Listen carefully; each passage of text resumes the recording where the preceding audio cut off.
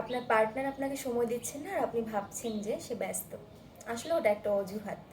আপনার পার্টনার যদি কোনো বিল্ডিংয়ের 4 তলায়ও থাকে, সেখান থেকে নামতে নামতেও আপনাকে একটা টেক্সট করতে পারে। যদি অফিস তার বাসে যেতে হয় কিংবা রিক্সায় যেতে হয়, যেতে যেতে সে 1 মিনিট কথা বলতে পারে। আপনার পার্টনার চিটিং করছে আর আপনি ভাবছেন যে আপনি তাকে সময় দিতে পারছেন না, এই জন্য চিটিং করছে। আসলে কিন্তু না, চিটিং করাটা একটা অপশন। যার মধ্যে মনুষ্যত্ব বোধ আছে সে সারাদিন ওয়েট করবে একটা কলের জন্য, একটা ফোন কলের জন্য, বাট চিটিং করতে যাবে না সে। আপনি যদি রাত 9টায় ঝগড়া করে ঘুমিয়েও যান, সে কিন্তু কার ফোন ধরবে না। সে অন্য কোনো মেয়ের ফোন বা অন্য কোনো ছেলের ফোন ধরবে না।